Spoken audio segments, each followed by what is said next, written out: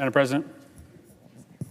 The senator from Connecticut. Madam President, I'd ask unanimous consent that the Senate be in a period of morning business with senators permitted to speak therein for up to 10 minutes each.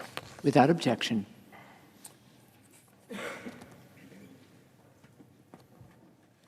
Madam President, it's been 98 days, almost 100 days, since Senate Republicans killed the toughest border security bill, the toughest bipartisan border security bill that has been before the Senate in nearly a generation.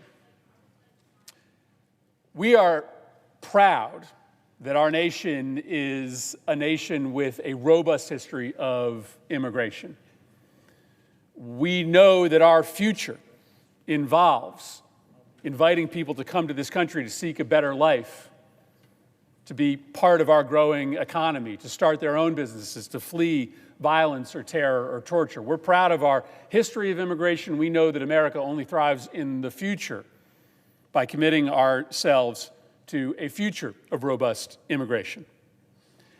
But what has been happening at the border over the past several years is unsustainable. We want people to come to this country, but we cannot handle 5, 6, 7, 8, 9, 10,000 people arriving on a daily basis. Our system of legal immigration is broken.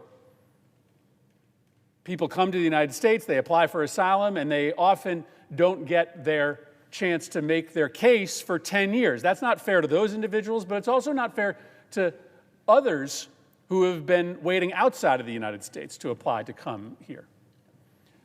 Our immigration system is outdated. It's in need of reform. Our border is under-resourced with statutes that are equally outdated. And right now, there is only one party, the Democratic Party, that is serious about adding resources to the border, about updating our outdated laws. Because it's been 98 days since a bipartisan border security bill negotiated by Senate Republicans, including Senate Republican leadership, and Senate Democrats, came to this floor and was defeated because Republicans would not vote for it. Republicans would not vote for the bipartisan border security bill, not because it was an ineffective bill. In fact, quite the opposite. Senate Republicans defeated the bill because it would be effective. Now, that doesn't make sense, right? Why would that be? Why would Senate Republicans vote against a bipartisan border security bill that would have been effective at bringing order to the southwest border? The reason is this. Republicans have decided that they don't want to solve the problem at the border. Republicans have decided that they want this issue to be outstanding. They want the border to be chaotic. They want the border to be a mess because it helps for their political purposes. It helps win an election. If the border was under control, if there were less people presenting, if it was more orderly, that would be good for the country, but that might not be good for Republican electoral prospects. And therein lies the reason that we have not had action on the bipartisan border bill. Because Democrats want to get something done, Republicans want to keep this issue open. They want to keep the border a mess for political purposes. You don't have to listen to me. Senator McConnell said it out loud. Senator Lankford said it out loud. The reason that this bill was defeated 98 days ago is because Donald Trump told Republicans that it's better for Republicans to keep this issue alive and to not change the law to secure the country. Tomorrow, I'm going to reintroduce the bipartisan border bill. And my hope is that we will bring that bill to the floor for a vote to give my Republican colleagues another chance to do the right thing, another chance to choose the safety and security of this country over the political prospects of their candidate for president. Americans want us to come together to pass border and immigration reform. They support compromise between the two parties. And that's exactly what the bipartisan border bill represented. Senator Lankford and I do not share views on the border.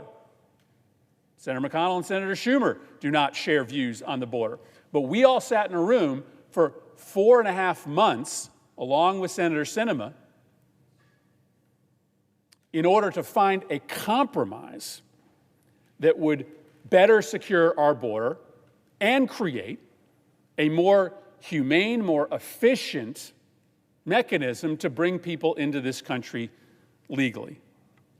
Let me just briefly talk about what this bill does, because it'll make sense to Americans when you hear it. There's nothing radical in this bill. It's common sense changes to our laws. First, it gives the president new authority to better control the border. Listen, we can't handle 10,000 people crossing a day.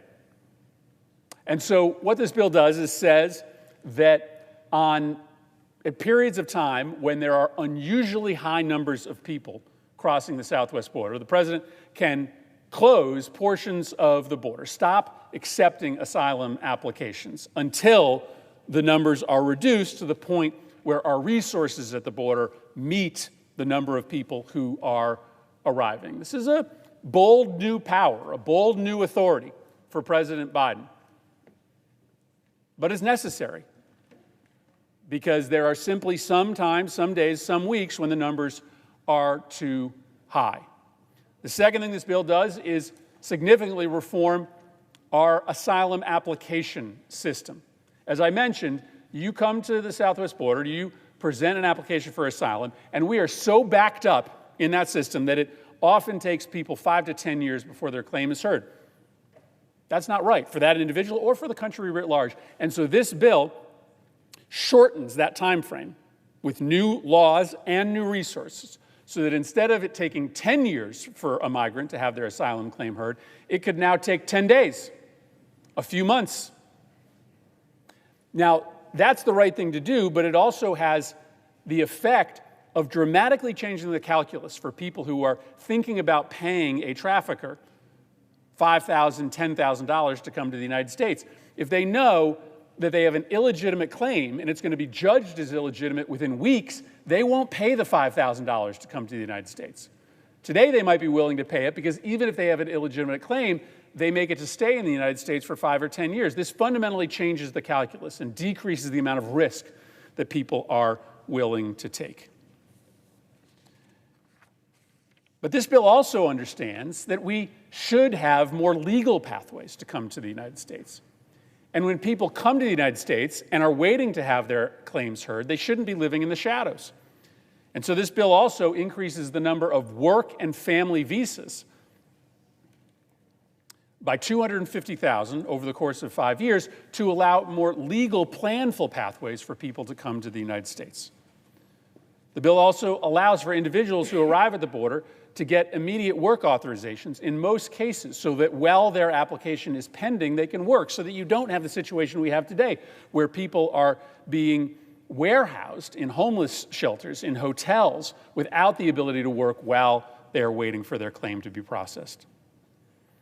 And this bill does create some pathways for individuals who are here today to become citizens. In particular, our Afghan partners who fought with us, who stood with us in Afghanistan, under this bill get the opportunity to become American citizens, and the children of high-tech workers that are here on temporary visas who might have been born outside of the United States but were raised here in the United States, they get a chance to stay here as well. That's just a handful of the changes in the bill that enhance protections and benefits for individuals who are awaiting for the determination of their claim to be processed. But the combination of these changes, the new authorities at the border, the emergency authority, the new asylum system, combined with some new protections for individuals who are coming to the United States, it represents a true compromise between Republicans and Democrats, between right and left. It's exactly what the American people want. And so my hope is that our Republican colleagues have had the chance to rethink their vote from several months ago. My hope is that Republicans will decide to do the right thing for the country, the right thing for the border. We negotiated this bill at the request of Republicans. The chief Republican negotiator, Senator Lankford, was chosen by the Republican conference. Senator McConnell and his staff were in the room for all of those negotiations. But Republicans voted against it, with the exception of 4 of our colleagues, for one reason and one reason only. President Trump said it would be better for Republicans to keep this issue open, to keep the border a mess, better for Republican presidential and congressional campaign prospects. So tomorrow, I will reintroduce this legislation. I don't expect it'll get every single Democratic vote, because it's a true compromise. But I expect it will get enough Democratic votes that if half of the Senate Republican caucus votes for it, it will pass. And we'll be a step closer to doing what America wants. Continuing our tradition of robust legal immigration, building upon our tradition as a country founded upon immigration, but doing it in a legal way, and creating a much more orderly system at the border. That's what America wants. Keep our system of legal immigration, get the border under control. The bipartisan border bill does both of those things.